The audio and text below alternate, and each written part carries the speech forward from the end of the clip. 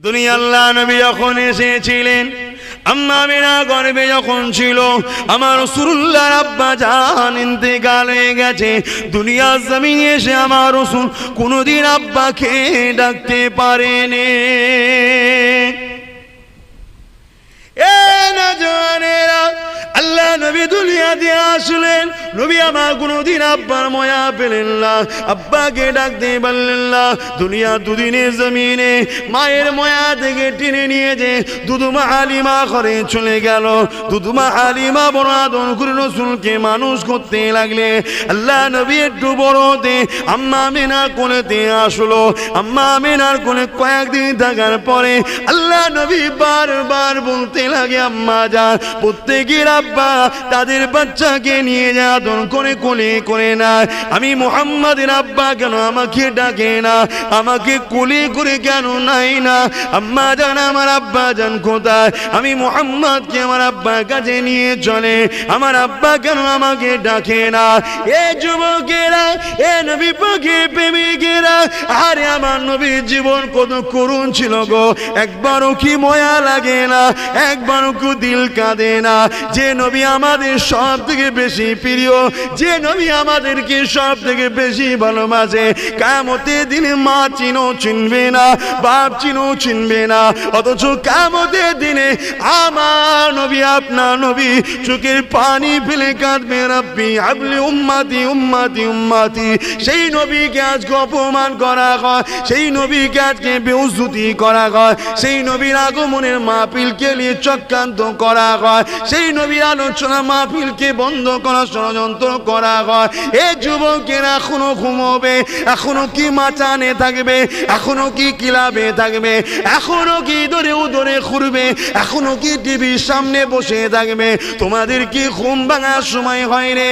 আসো, জাগো, নিজের জীবন আদর্শতে আল্লাহ নবীর জীবন আদর্শকে গড়ে তোলো। তুমি যদি আমার নবীর সুন্নত অনুযায়ী চলতে পারো, আমি কথা দিচ্ছি সমস্ত দুশমন মুনাফিকেরা তোমাকে দেখে আমার নবীর প্রেমিক হয়ে যাবে।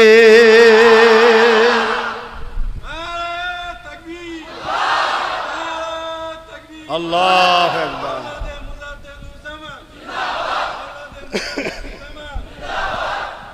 কত কষ্ট করেছে চিন্তা করে দেখো। যাকে আল্লাহ এত ভালোবাসে, যাতে দুনিয়ায় কোনো এতিম ছেলে মনে না কষ্ট পায়, কষ্ট পেলেই মনে করবে, আরে আমার রাসূলের তো আব্বা ছিল না, আমার নবীর তো আম্মা ছিল না, তার মনে একটা সান্ত্বনা হবে। তাই রাসূল দুনিয়ায় আসার আগে মায়ের গর্ভে আছে, আব্বা চলে গেল। যদিও দুনিয়ায় আসলো রাসূল, কিছুদিনের মধ্যে আবার আম্মাও চলে গেল। বারবার যখন বাইনা করে, আম্মা আমাকে আব্বা কোথায় আছে বলতে হবে। এ যুবকেরা, একদিন আম্মা জান আমিনা বলতে লাগলেন, বাবা তোমাকে তোমার আব্বার কাছে নিয়ে যাবো বাবা। এমন করে শ্বশুরের কাছে পারমিশনটা নিয়ে আল্লাহ নবীকে সাথে করে নিয়ে আব্বার কাছে নিয়ে যেতে লাগলে, নিজের স্বামীর কাছে নিয়ে যেতে লাগলে। কোথায় গো আমার রাসূলের আব্বা যান? মরুভূমির ওপরেতে এক জায়গায় নিয়ে যে ঘোড়াকে দাঁড় করিয়ে দিল। এই জায়গাতে তোমার আব্বা ওই যে উঁচু টিলাটা করা রয়েছে, এই জায়গায় রয়েছে। তোমার আব্বা এমন একটা জায়গায় চলে গেছে, আর কোনোদিন ফিরে আসবে না। আল্লাহ নবী কথাটা শুনে আম্মা জানের হাতটা সরিয়ে নিয়ে ছুটে গিয়ে মরুভূমির বালির উপরে আব্বার কবরের পাশে গিয়ে গড়াগড়ি দিতে লাগলো, আর বলতে লাগলো, আব্বা প্রত্যেকের বাচ্চারা তার বাচ্চাকে ডাকতে আসে, তার বাচ্চাকে কোলে করে নিয়ে করে তার বাচ্চাকে আদর করে চুমা দেয়, পিয়ার করে। আব্বা আমি মুহাম্মদ, কোনদিন আপনি আমাকে মুহাম্মদ বলে ডাকলেন না, কোনদিন আমাকে কোলে নিলেন না, আমাকে কোনদিন চুমা দিলেন না। আব্বা আমি মুহাম্মদ এসেছি, একবার আপনি মুহাম্মদ বলে ডাকে, আমার কলিজাখানা ঠান্ডা হয়ে যাবে। একবার ডাকে। আল্লাহ নবীর এই কাকুতি বিনতি দেখে আম্মা আমিনা আমার রাসূলুল্লাহকে টেনে টেনে জড়িয়ে ধরে। বাবারে তোমার আব্বা এমন জায়গায় গেছে, আর কথা বলতে পারবে না, ওই জায়গাতে ফিরে আসতে পারবে না। আমার রাসূলুল্লাহ এই সময়তে এমন একটা মুহূর্তে চোখে পানি ফেলে বলেছিলাম, মা অবশ্যই একদিন আমার আব্বাকে মুহাম্মদ রাসূল বলাবো। আজ কিছু লোক ইখতিলাফ করে, বড় দুঃখ ভাই, কি অমুসলিমদের কথা বলছেন। মুসলিম দাবিদার বড় বড় মুফতি মাওলানা দাঁড়িয়ে রেখে বলে রাসূলুল্লাহর আব্বা আম্মা জাহান্নামী। বলো নাউজুবিল্লাহ। এই ফাটা কপালে, তুই জান্নাতে যাবি কি আগে ভাব। রাসূলের আব্বা আম্মালে তো কত মাথা ব্যথা করতে হবে না। রাসূলুল্লাহর কোনো ব্যাপারে কোনো জিনিস রাসূলের সঙ্গে জড়িয়ে আছে, কোনোটাকে অপমান করার অধিকার নাই। কথা বুঝে আসছে? তারিখের কিতাবের মধ্যে আছে, বহুত হাদিস থেকে প্রমাণ আছে, আমার রাসূল পাক সাল্লাল্লাহু আলাইহি সাল্লামের আব্বা দ্বীনে ইব্রাহিমের মধ্যে ছিলেন। জোরে বলুন সুবহানাল্লাহ। এবং পরবর্তীতে তিনার আব্বা আম্মা উভয়কেই আমার আল্লাহ পাকের হুকুমে রাসূলুল্লাহ দোয়ার ওসিলায় আমার রাসূল তিনাদেরকে কবর মোবারক থেকে তুলে কলেমা শরীফ পড়িয়েছিলেন। জোরে বলুন সুবহানাল্লাহ। কি জিন্দেগি আমার রাসূলের, এত কষ্ট, এত ব্যথা বেদনা নিয়ে ছোটবেলা থেকে বড় হয়েছে। অচ্ছা আল্লাহর দোস্ত তিনি, দোনো জাহানের শাহী ইনশাআল্লাহ তিনাকে করেছে। তিনি গেলে গাছ সালাম দেয়, পাহাড় পর্বত সালাম দেয়। তিনি যখন কোনো প্রাকৃতিক দুর্যোগে সাড়া দেবে, চতুর্দিক থেকে গাছ এসে হাট হয়ে ঘিরে রাখতেন। তিনি প্রাকৃতিক দুর্যোগে সাড়া দিবার পরে আবার যে যার জায়গায় গ্যাসগুলো চলে যেত। সাহাবারা বলতেন আমরা দ্রুত এই জায়গায় যেতাম, কোনো কিছু দেখতে পেতাম না, শুধু খুশবু বাইর হতো। জোরে বলুন সুবহানাল্লাহ। আর একটু জোরে বলবেন না? এ নবীর গোলামরা জোরে বলুন না সুবহানাল্লাহ। আমার নেতার মতো নেতা পৃথিবীতে আসে না আর আসবে না বাপ, আমি বলছি নি। সমস্ত ধর্মের ধর্মগুরুরা আমার নেতাকে সম্মান করেছে। আর আমার নেতা তো শুধু আমার নয়, এ তো মানুষ জাতির পথ প্রদর্শক হয়ে এসেছে, তামাম মখলুকাতের নেতা ছিলেন। জোরে বলুন সুবহানাল্লাহ। তার আদর্শ কেমন ছিল, এত কষ্ট করেছে। এত কষ্ট করার পরও তিনি কোনোদিন কাউকে আঘাত দেননি। জোরে বলুন সুবহানাল্লাহ। আল্লাহ নবীর টোটাল জীবনে তেনার পরিবারদের ঘরে জিজ্ঞেস করা হয়েছে যে আল্লাহ রসুল আপনাদের সঙ্গে কেমন ব্যবহার করে। আমার রসুলের আহলিয়া আমাদের আম্মা জানরা বলেছেন, কোনো দিনের জন্য মুহাম্মদ সাল্লাল্লাহু আলাইহি সাল্লাম বড় বড় চোখ বার করে আমাদের দিকে তাকাইনে, রাগ করা তো দূরের কথা, বড় চোখও দেখাইনে। জোরে বলুন সুবহানাল্লাহ। বাপেরা, নওজওয়ানেরা, খবরদার আমার নবীর ইসলামকে নিয়ে খেলা করবেন না। নিজেদের মধ্যে মতনই কুহারি বাজারি থাকলে হবে। ধর্মীয় ব্যাপারে খবরদার নিজেদের মধ্যে মতনৈক্য তৈরি করবেন না। এ যুবকেরা, তরুণীরা, আল্লাহ নবী, নূর নবী, দয়ার নবী এইভাবে তিনাকে জোর করে কোলে নিয়ে আম্মা আমিনা আদর করে নিয়ে আসে। কিছুটা যাওয়ার পরে মরুভূমির এক ঝড় এসেছে। ওই ঝড়ে আম্মা আমিনা অসুস্থ হয়ে যায়, জমিনে লুটিয়ে পড়ে। বাবারে তিন নবী মায়ের মাথার কোণে গিয়ে ডাকতে লাগে, মারে কয়েকদিন হলো তোমার কোলে এসেছি, মা ছেড়ে দিও না মা। মুহাম্মাদের আব্বা নাই, মুহাম্মাদকে আব্বা কোলে নাই না। যদি বা তোমার মায়া মমতা একটু ছিল, কি হয়েছে মা, কথা বলো মা, জবাব হলো মা, কেন চুপ হয়ে আছো মা? আরে আমার রাসূলুল্লাহ এইভাবে আম্মার মুখে চুমা দেয়, আদর করে আর মামা বলে ডাকতে লাগে। এ ছেলেরা চিন্তা করে দেখো তো দেখি, যার জন্য কায়নাত তৈরি হয়েছে সেই নবীর এই দৃশ্য হচ্ছে। আল্লাহ কি দেখতে পাই না? অবশ্যই দেখতে পাই, কিন্তু আমার নবী যাতে রাজি, আমার আল্লাহ স্বয়ং তাতে রাজি।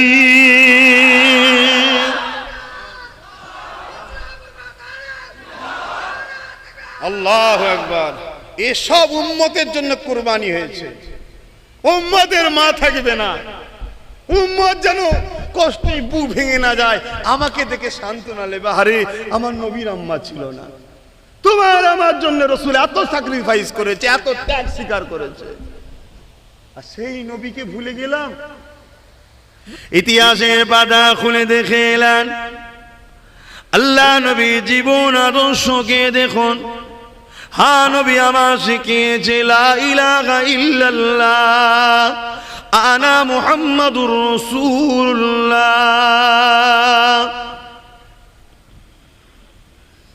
এ দুনিয়ার মানুষেরা, তোমরা পাথরগুলোকে কাটিং করে নিজের মন মতো ডিজাইন করে নকল প্রভু তৈরি করলে, আমাকে মহান স্রষ্টা আল্লাহ পাঠিয়েছে ও কোনো তোমাদের হাতে তৈরি করা, ও কোনো সৃষ্টিকর্তা তো তোমরা, ও কোনো তোমাদের কি করে প্রভু হতে পারে, কি করে মালিক হতে পারে, সেগুলোকে তো তোমরাই তৈরি করেছ।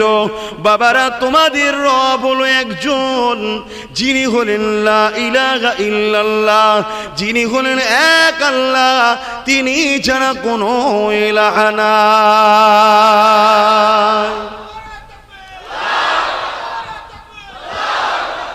এ দুনিয়ার মানুষেরা, তিনি আমার আগে হযরত ঈসা নবীকে পাঠিয়েছিল, তিনি তার আগে হযরত ইব্রাহিম খলিলকে পাঠিয়েছিল, ইসমাইলকে পাঠিয়েছিল, ইসহাককে পাঠিয়েছিল, মুসা কালিমুল্লাহকে পাঠিয়েছিল। যখনই দুনিয়ার মানুষ তিনাকে ভুলে গিয়ে ফিতনা ফাসাদের মধ্যে জড়িয়ে যায়, সেই মহান রব্বুল আলামিন তখনই তিনি তিনার মনোনীত নবী রাসূল পয়গম্বর পথ প্রদর্শক মেসেঞ্জারকে পাঠিয়েছে। আমি হলাম তামাম পৃথিবীর মানুষ জাতির জন্য মুক্তির রাস্তা দেখানেওয়ালা।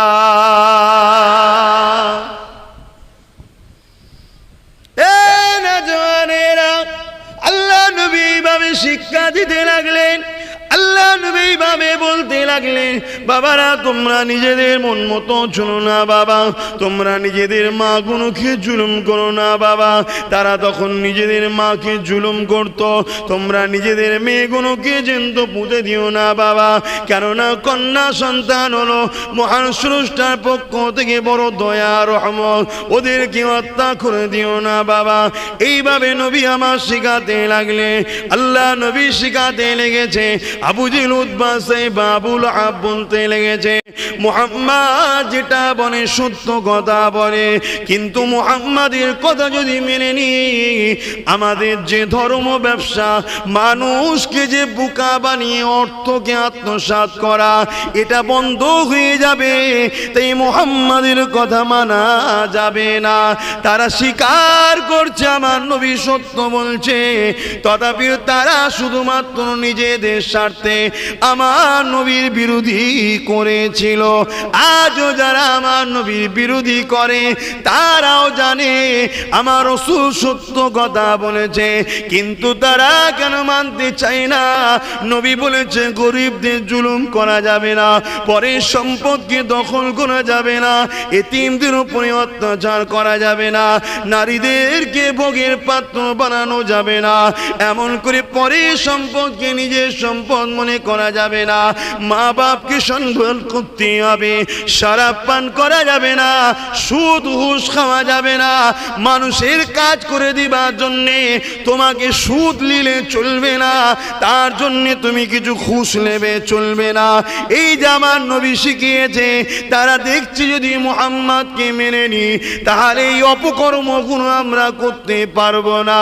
আজকে দিনও তারা জানে মুহাম্মদ সত্য, শুধু নিজেদের অপকর্মকে বাস্তবায়ন করার জন্যে আমার নবীর বিরোধী করে। ঠিক না বেঠি? কিন্তু আমাদেরও তো দোষ আছে।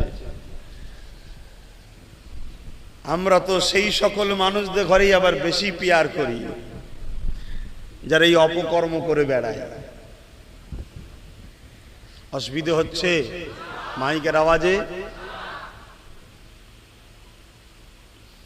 তারা আমার রসুলকে রুখতে চাইল। কারা? আবু জেহেল, উতবা, সাইবা, আবু লাহাব, তৎকালীন সময় যারা নেতৃত্ব দিত।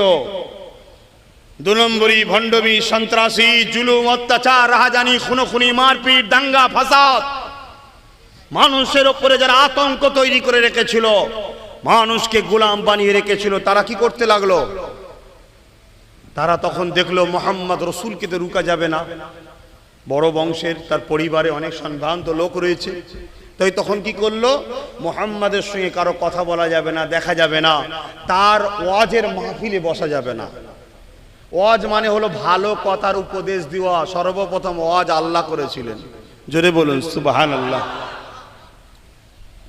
তারা পাবন্দি লাগিয়ে দিল। আমার রসুলের কথা শুনতে যারা আসতো তাদেরকে ধরে ধরে ধরে ধরে শিকলে বেঁধে পিটতো, মারতো। তারপরেও লোককে রুখতে পারছে না। শুনছেন ভাই, লোককে রুখতে পারছে না। এ নওজওয়ানেরা, ও দাদা পীরের প্রেমিকেরা, ও তরুণপুরের এলাকা মানুষেরা, বাবারা ভুল বুঝলে হবে না, বোঝার চেষ্টা করে। কেননা নিঃশ্বাসের কোনো বিশ্বাস নাই। নিঃশ্বাস ফুরিয়ে গেলে দাদাগিরি শেষ হয়ে যাবে।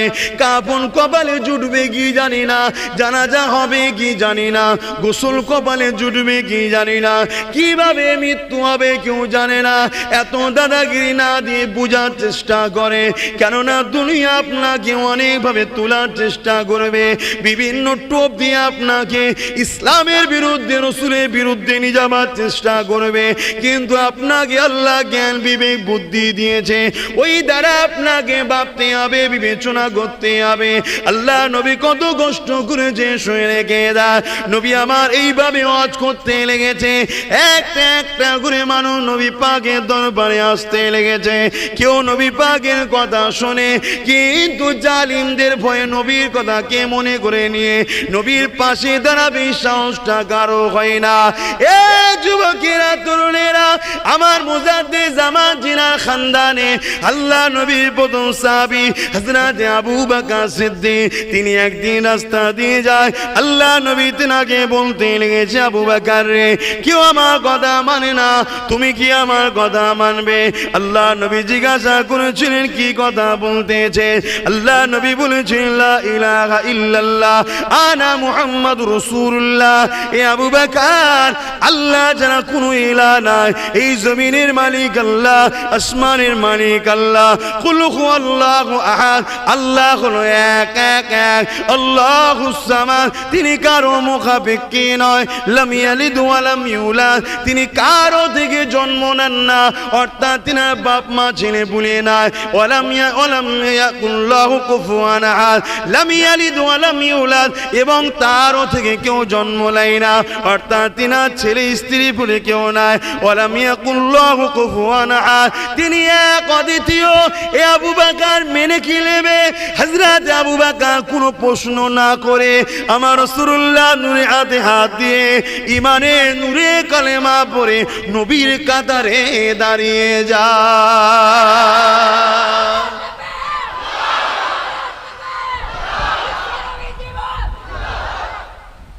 তাহলে দুনিয়ার বুকে রসুল আসলেন, তেনার প্রথম মিশন, মহান স্রষ্টা যে কাজ করতে পাঠিয়েছিলেন মানুষকে সত্যের দিকে টানা, একটা মানুষ তেনার হাতে হাত দিলেন সবে।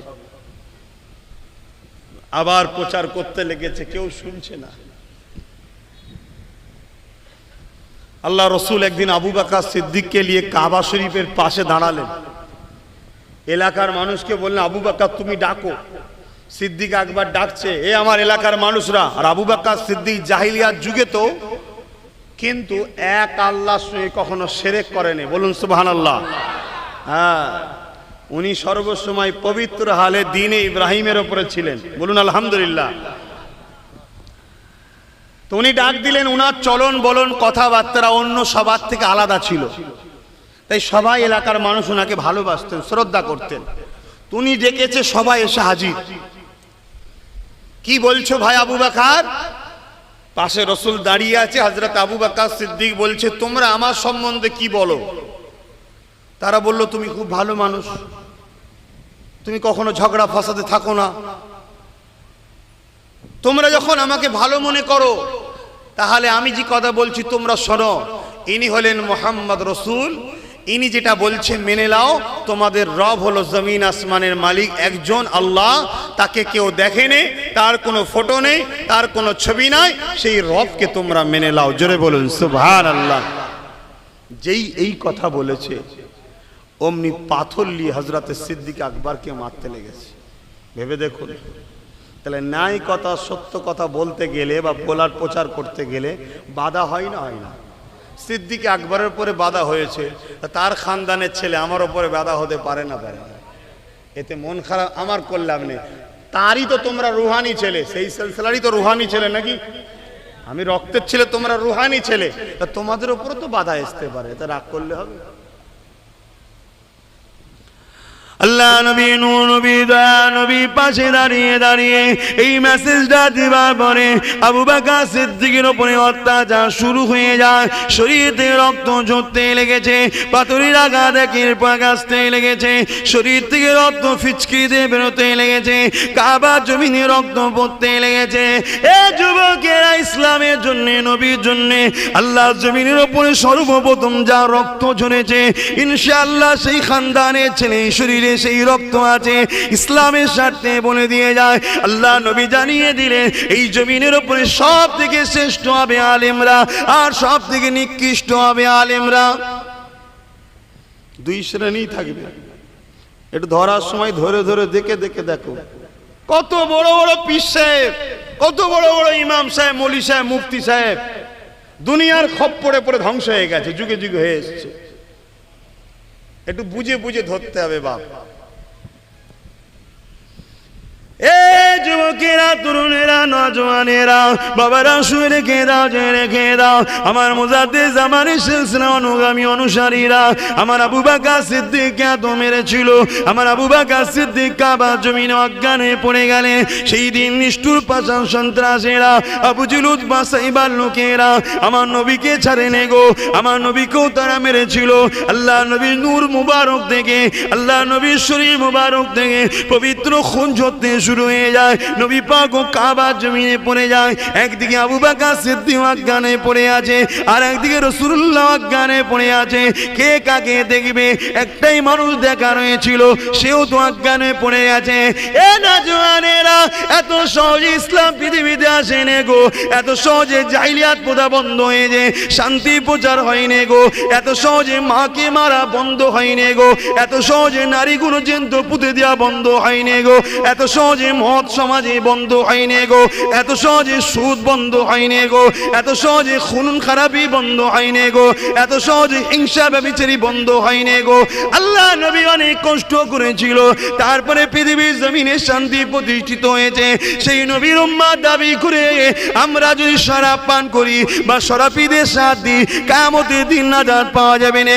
আমরা যদি সুদ খাই বা সুদদের সাথ দিই, কিয়ামতের দিন নাজাত পাওয়া যাবে না। আমরা যদি মাকে মারি বা যারা মাকে মারে তাদেরকে সাপোর্ট করি, কিয়ামতের দিন নাজাত পাওয়া যাবে না। আমরা যদি নারীদের ইজ্জত নিয়ে খেলা করি বা যেখানে খেলা যারা করায় তাদেরকে সাপোর্ট করি, যদি কিয়ামতের দিন নাজাত পাওয়া যাবে না। কোন ধর্ম কি শিখাচ্ছে আমি কারো পক্ষে বিপক্ষে বলতে আসি না। তুমি যদি আমার নবীকে মেনে নাও, তাহলে তোমাকে তোমার নেতার জীবন আদর্শ জানতে হবে। আল্লাহ নবী নাই প্রতিষ্ঠিত করতে গিয়ে কাবার জমিনে অজ্ঞানে পড়ে আছে, সিদ্দিক আকবর অজ্ঞানে পড়ে আছে। সেই নবীর দিনকে প্রতিষ্ঠিত করতে গিয়ে সাহাবা হুজুরদের হাজারো হাজারো প্রিয় জান শহীদ হয়ে গেছে।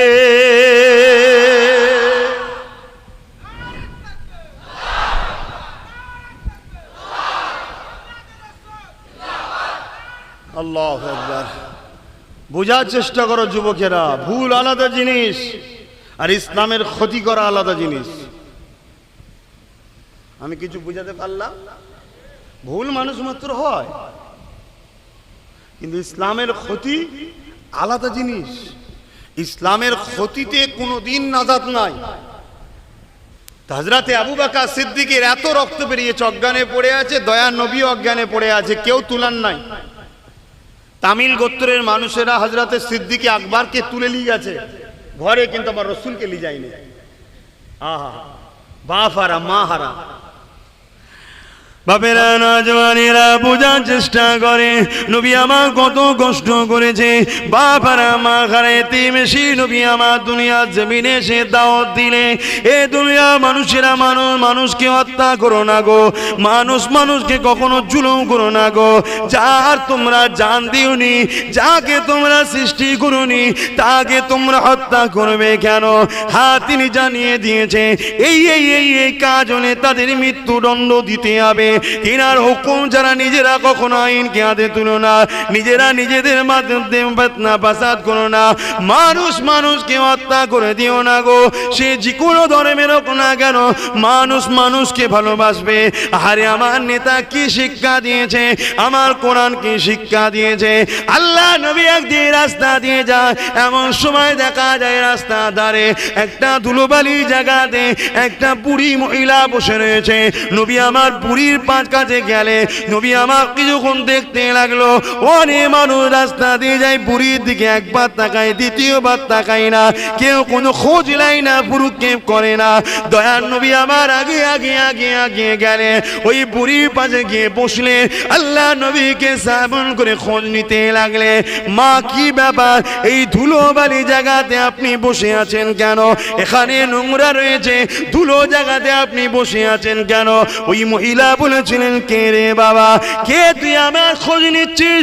এত মানুষ চলে গেল, কেউ খোঁজ নিল না, তুই কে বাবা আমার খোঁজ নিচ্ছিস? কখন তো তোকে দেখি না বাবা, কত সুন্দর তোকে দেখতে বাবা, কোথায় বাড়ি তোর, কি নাম তোর? আল্লাহ নবী নিজের পরিচয়কে গোপন দিয়ে বললেন, মা মনে করুন আমি আপনারই একটা সন্তান।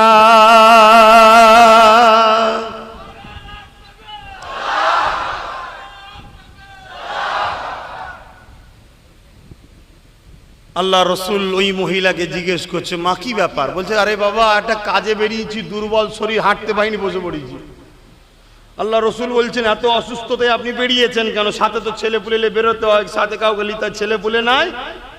তখন মহিলা আমার রসুলের দিকে তাকিয়ে বলছে, কোথায় বাড়ি তুই জানিস না? যখনকারের কথা বলছি তখন ছেলেরা মাকে হত্যা করতো। এই যে ছেলেরা মাকে ভালোবাসছে, আমার রসুলের অবদান। আস্তে আস্তে যে মাগুলো ছেলেগুলোকে নবীর প্রেম শিখায়নি, সেই ছেলেগুলো আস্তে আস্তে নবীর থেকেও সরে যাচ্ছে। আর যে মায়েরা ছেলেদের ঘরে নবীর প্রেম শিখিয়েছে, মোহাম্মদ রসুলকে চিনিয়েছে, বাবা এটা তোর নেতা, অন্য কেউ নয়, এটা তোর নেতা, সেই ছেলে যত বড়ই ভিআইপি হোক, আমি কম ভিআইপি নয়, অহংকার করছিনি, একটু বাইরে বাইরে চলে যাও, যাও যে আব্বাস সিদ্দিকীর খোঁজ লাও, বুঝতে পারবে আব্বাস সিদ্দিকীকে তারা কোন নজরে দেখে। তোমরা রোজ পাও তো? রোজ যদি ঘরে বিরিয়ানি হয় ভালো লাগবে? খারাপ লিখছে না কথা বুঝাচ্ছি বলে? কি গো হাজি সাহেব, খারাপ লাগছে? দেখো বাবা, আমি কম ভিআইপি আল্লাহ করেনি, কিন্তু যত বড়ই ভিআইপি হই, ওই বাপের পায়ে আর মায়ের পায়ে যখনই বেরোই সালাম করে বেরোতে হয়। দোয়া করবেন, কেন আমি জানি আমার ক্যাসেট ওদের দোয়াই চলছে। কথা বুঝে আসছে না? না কেন বদি মোড়ে মোড়ে মোড়ে মোড়ে দুশ্মন আমার ছেয়ে আছে, তারপরও হু করে চলছে। কেন? রসুল বলেছেন, বন্দুকের গুলি মিশয়, মা বাপের দোয়া মিশয় না। জোরে বলুন সুবহানাল্লাহ। সেই সময়ের কথা বলছি যে সময়ে মাকে হত্যা করা তারা আনন্দ মনে করতো। বুড়ি হয়ে গেছে, আবার বাঁচ মরবে কেন, মেরে দে, বেকার জঞ্জাল হয়ে রয়েছে। এই সময়ে একটা অপরিচিত নারী, যার গলাতে আবার তিনটে পাথরের নকশা করা ছোট ছোট লাত, উজ্জা, হবল, নকল খোদার মূর্তি রয়েছে, শুনছেন? তাকে বলছে, মা আপনার কি ছেলে নাই? মহিলা বলছে, তোর বাড়ি কোথায় বাবা, তুই জানিস না ছেলেরা মাকে জুলুম করে, দেখে না? আল্লাহ নবী আফসোস করে বললেন, মা আমাকে যদি ছেলে মরে করেন, আপনি আমার সাথে আমার বাড়িতে একটু চলুন, আমার পাশেই বাড়ি, একটু রেস্ট নেবেন, আরাম করবেন, আপনার ছেলেদেরকে পাঠাবো, আসবে আপনাকে ঘরে নিয়ে যাবে। আসে নবী পাকে যে কথা বলছিলাম, আল্লাহ নবী মহিলা ডাকে সাথে করে নিয়ে নিজের ঘরে গেলেন। নবী আমার যখন বলেছিলেন, মা আমাকে যদি ছেলে মনে করেন আমার সঙ্গে গিয়ে ঘরে যাবেন। আল্লাহ নবীর এই কথা না শুনে ওই মহিলা চোখে পানি রুখতে পারল না, কেননা ময়া ভরা, মমতা ভরা এইরকম সন্তানের ভালোবাসা ওই মাটা কখনো পায়নি, যার কিনা 4টে সন্তান রয়েছে। আল্লাহ নবী মহিলাটাকে নিজে ঘরে নিয়ে গেলেন, নিজের পরিবারকে বলতে লাগলেন, এ আমার পাঁচ স্ত্রী রে, এই মহিলাটাকে সুন্দর করে গোসল করিয়ে দাও, নতুন কাপড় পরিয়ে দাও, খাইয়ে দাও, বিশ্রামের জায়গা করে দাও। আমার নবী পাকের কথা অনুযায়ী নবী পাকের পাক আহলিয়া আমাদের আম্মা জান তাই করে দিল, গোসল করিয়ে দিল, সুন্দর করে গা ধুইয়ে দিল, তাকে খেতে দিল, নতুন কাপড় পরিয়ে দিল, আরামের বিছানায় শুতিয়ে দিল। শোয়ার পরে বয়স্ক মানুষরা দেখবে বিড়বিড় করে কি বকতে থাকে। আমার নবী পাকের পাক আহলিয়া বলে, হয়তো কোনো প্রয়োজনের কথা বলে, তাই শোনার জন্য এগিয়ে গেছে। দেখতে লেগেছে এই মহিলার জবান দিয়ে বেরোচ্ছে, মুহাম্মদ ধ্বংস হয়ে যাক, মুহাম্মাদের মুখ পুড়ে যাক, মুহাম্মাদের পা ধ্বংস হয়ে যাক, মুহাম্মাদের বংশ হয়ে যাক। আমার নবীকে গাল দিতে লেগেছে। বিচার আমরা হলে নিজেরা করে দিতাম, কিন্তু নবী পাকের পাক আহলিয়া নিজে বিচার করেনি, কেননা বিচারের ফয়সালা আল্লাহ আমার নবীকে দিয়ে পাঠিয়েছে। কি করা দরকার? এই গায়ের মুসলমান গাল দিচ্ছে, এর কি বিচার হওয়া দরকার এটা আমার নবী জানে। তাই পাক আম্মা জান আমার রাসূলকে এসে বলতে লাগলো, আল্লাহ নবী ব্যাপারটা শুনেলি মুচকি আসতে লাগলে। পাক আহলিয়া বলতে লাগলেন, হুজুর আপনার ঘরে আপনি নিয়ে এসেছেন, আপনার খেয়ে আপনার বিছানায় শুয়ে আপনাকে গালি দিচ্ছে, আপনি হাসছেন। আল্লাহ নবী বলেছিলেন, এ আমার প্রাণের স্ত্রী শুনে রেখে দাও, জেনে রেখে দাও, ও তোমার স্বামী মুহাম্মদকে গাল দেয়নি, যে তোমার সামনে দাঁড়িয়ে চোখে গাল দেয়নি, ও গাল দিয়েছে ওই আবু জিল উতবা সাইবা, যার সম্বন্ধে মিথ্যা প্রচার করেছে নিজেদের ধান্দাকে টিকিয়ে রাখার জন্য। ওই ভুল বুঝে ওই মিথ্যা প্রচারের মুহাম্মদকে গাল দিচ্ছে। যে তাকে রাস্তা থেকে নিয়ে এসছে ওই মুহাম্মদকেও গালি দেয়নি, যে তোমার সামনে দাঁড়িয়ে আছে ওই মুহাম্মদকে গালি দেয়নি। আজও দুনিয়ার বুকে যারা আমার নবীকে গালি দেয়, ছোট বড় কথা বলে, সে যে কোনো সম্প্রদায়ের হোক, যে কোনো সংগঠনের হোক, তারা আমার নেতা মদিনাওয়ালা মুহাম্মদকে গালি দেয়নি। তাদেরও কিছু ব্যবসায়ী নেতা আছে, তারা আমার নবী সম্বন্ধে তাদের খুবরিতে ভুল বুঝিয়েছে, যাতে তারা আমার নবীর প্রেমিক না হয়ে যায়। এই ভুল বোঝানো মুহাম্মদকে গালি দিচ্ছে। তাই আমাদের ঘরে তাদের পাল্লাই পড়ে গিয়ে ঝগড়া করলে হবে না। আমার নবী যেটা করেছে সেটা করতে হবে। নবী কি বলেছিল? হ্যাঁ আমার পাক আহলিয়া রে, ওকে ভালোবাসো, ও যেদিন জেনে যাবে যে মুহাম্মদ ওকে রাস্তা থেকে নিয়ে এসছে, আবু জেল সম্বন্ধে ভুল বলেছে, আমি বলে দিই ওই দিন একদিন ওই মুহাম্মদ আমাকে সত্যি নিজের ছেলের মতো ভালোবেসে নেবে।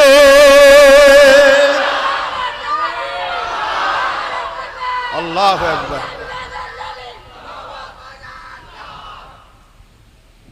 আহা, আদর্শ দেখছেন? মাথা গরম করলে হবে না বাপ, সুন্দর দেশটা নষ্ট না হয়ে যায়। ষড়যন্ত্র চলছে একদল লোকেদের, গরম করতে চাইছে, রসুলকে গাল দিয়ে মসজিদে হামলা করে, কোরআনকে অপমান করে, মাদ্রাসাকে জঙ্গি আতঙ্ক বলে গরম করতে চাইছে। গরম হলে হবে না।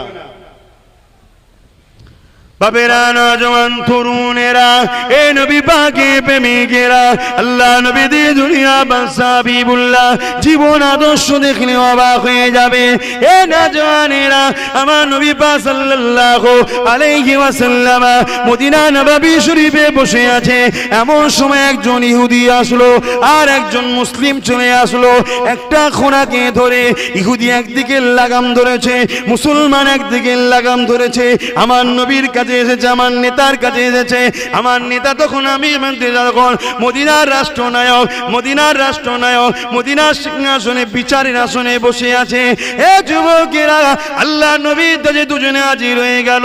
ইহুদি বলতে লাগলো, ও আব্দুল্লাহর বেটা মুহাম্মদ, আমি বিচার চাই, ইনসাফ চাই। আর মুসলমান বলতে লাগলো, ইয়া রাসূলুল্লাহ হাবিবাল্লাহ, আমিও বিচার চাই, ইনসাফ চাই। কি হয়েছে তোমাদের? ইহুদি বলতে লাগলো, এই খোঁড়াটা আমার, মুসলমান মুসলমানটা বলতে লাগলো, হুজুর নাই খোরা আমার, আরে দয়ার নবী বিচারের আসনে বসে আছে। নবী আমার বলতে লাগলেন, বলো তো বাবা তোমার খোরা তোমার প্রমাণ কি? এই ইহুদি বাবা তোমার খোরা তোমার প্রমাণ কি? দুজনে প্রমাণ দিতে লাগলো, একটা একটা করে নবী শুনতে লেগেছে। প্রমাণ নিতে নিতে আল্লাহ নবী রায়টা ইহুদির দিকে দিয়ে দিল। অর্থাৎ রাসূল বলতে লাগলো, ইহুদির প্রমাণটা মজবুত সত্য, তোমার প্রমাণ বাবা ভিত নেই বাবা, তাই এই খোরাটা প্রমাণ অনুযায়ী ইহুদির খোরা হয়ে যাচ্ছে। ইনসাফ, সত্য এমন একটা জিনিস, তাতে নিজের ছেলে যদি ভুল করে তাও কিছু করার নেই, সত্য। এক কথা শুনছেন, সেই বিচারটা শিখিয়েছে কে? রাসূল। তাহলে বিচার কিভাবে করতে হয় কার থেকে শিখবো? আর এখন মাত্র যদি একটা থামস আপ কোকোলা খাইয়ে দেয় বিচার চেঞ্জ। তাদেরকে আবার আমরা বলি আমাদের ইমাম, আমাদের দরদি, বলি না বলি না। দেখো বাবা, ইনসাফ করতে শেখো। পৃথিবীতে ইনসাফ যদি উঠে যায় তাহলে আল্লাহর রহমত উঠে যাবে। দরুদ শরীফ আল্লাহুম্মা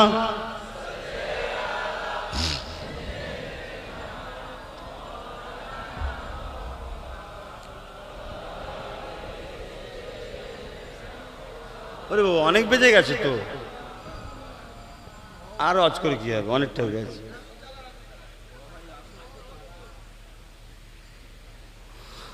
আরে মুসলমান ঘরের ছেলে মেয়েরা, তরুণেরা, বাপেরা জি কথা বলতেছিলাম, আমাদের চলার পথে একটাই লক্ষ্য হবে নবী, তাই তো নাকি গো? এ নজওয়ানেরা, 63 বছরের নবীর জিন্দেগিতে একটা কেউ দেখাতে পারবে নবী কোনো মানুষের উপরে জুলুম করেছে? 63 বছরের জিন্দেগিতে একটা কেউ দেখাতে পারবে নবী কারো সঙ্গে মিথ্যা কথা বলেছে? 63 বছরের জিন্দেগিতে একটা কেউ দেখাতে পারবে নবী কারোর উপরে বেইনসাফি করেছে? 63 বছরের জিন্দেগিতে একটা কেউ দেখাতে পারবে আমার নবী কাউকে কষ্ট দিয়েছে?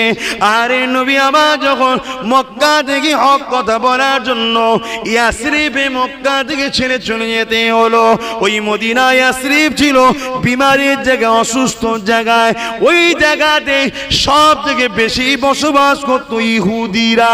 তথাপি আমার নবীকে দেখে সমস্ত ইহুদিরা ওয়েলকাম জানিয়ে, আহলান সাহলান জানিয়ে আমার নবীর আদর্শ দেখে প্রেমিক হয়ে যে মুহাম্মদ রাসূলের কাতারে দাঁড়িয়ে গেছে। আজকে সামান্য যদি আমাদের জলসা চলে গেলে যদি একে অপরে হিংসা হিংসি হয় ভাই, তাহলে সব যদি দল ছেড়ে দিয়ে রসুলের দলে চলে আসে ভাই, সেই সকল সময়ে বিভিন্ন সব ধর্ম ব্যবসায়ীদের রাগ হবে না? হবে না? হ্যাঁ বলবেন তো? তারা সব নবীর পিছনে লেগে গেছিল, এই সব মোহাম্মদের দিকে চলে যাচ্ছে, মোহাম্মদের দিকে চলে যাচ্ছে, আমার তো কাস্টমার চলে যাচ্ছে, আমার চলবে কি করে? লেগে গেছে আমার নবীর পিছনে, অন্য কিছু নয়। সব জানে যে আমার রাসূল সত্য। কেন আমার নবীর জীবনে কখনো কাউকে কষ্ট দেয়নি, কোন ধর্মের মানুষকে কষ্ট দেয়নি। আল্লাহ রাসূল বলছে, কেউ যদি একটা ইচ্ছা করে পিঁপড়েকেও মারে, ইসলাম কত মহান দেখুন, তাকেও কিয়ামতের দিন জবাব দিতে হবে। মারার অধিকার নেই তোমার, জান দিয়েছো তুমি, নাকি মারবে? হ্যাঁ ইচ্ছা করে, অইচ্ছা কিন্তু পায়ের তলায় পড়ে গেছে, দেখতে পাওনি, বসেছো, মরে গেছে, ওটা তো না চা। আরে বাবেরা, নওজওয়ানেরা, এ নবী পাকের প্রেমিকেরা, আল্লাহ নবী দিন দুনিয়া বাদশা হাবিবুল্লাহ নবী আমার যখন ইয়াসরিব থেকে মদিনার জমিনে চলে যাবে, আল্লাহ নবী তার আগেতে মক্কা জমিনে মানুষ যখন নবীর কথা শোনেনে, নবী আমার তাইফের জমিনে গেলে, হে যুবকেরা, তরুণেরা, মক্কা সন্ত্রাস আবু জেহেল, উতবা, সাইবা তাইফের সন্ত্রাসদের ঘরে জানিয়ে দিল, তাইফের লিডারদেরকে জানিয়ে দিল, মুহাম্মদ জিতেছে। ওই মুহাম্মদ তাইফে ঢুকার আগে ওর উপরে অত্যাচার জুলুম করে ওকে বার করে দাও। কেন মুহাম্মদ যে কথা বলে সত্য কথা বলে ঠিকই, কিন্তু মুহাম্মাদের কথা শুনলে আমাদের আনন্দ ফুর্তি বন্ধ হয়ে যাবে। মুহাম্মাদের কথা শুনলে পরনারীকে ভোগ করা বন্ধ হয়ে যাবে। মুহাম্মাদের কথা বললে শুনলে গরিবদেরকে লুটা বন্ধ হয়ে যাবে। মুহাম্মাদের কথা শুনলে মানুষের হককে আদায় করতে হবে। মুহাম্মাদের কথা শুনলে আমরা যে মানুষকে নিয়ে জুলুম করে মস্তি মওজ করি এগুলো বন্ধ হয়ে যাবে। মুহাম্মাদের কথা শুনলে নারীদের নিয়ে আনন্দ ফুর্তি করি বন্ধ হয়ে যাবে। মুহাম্মাদের কথা শুনলে এমন করে পরের সম্পদকে নিজের সম্পদ মনে করা যাবে না। মুহাম্মাদের কথা শুনলে মদ শরাব জেনা ব্যভিচারী বন্ধ করে দিতে হবে। কিন্তু মুহাম্মদ যা বলে সত্য বলে, তাই মুহাম্মদকে রুকে দাও, রুকে দাও। কেন মুহাম্মাদের সোবতে একবার কেউ যদি বসে যায় সে মুহাম্মাদের কথা শুনে সঙ্গে সঙ্গে মুহাম্মাদের প্রেমিক হয়ে যায়।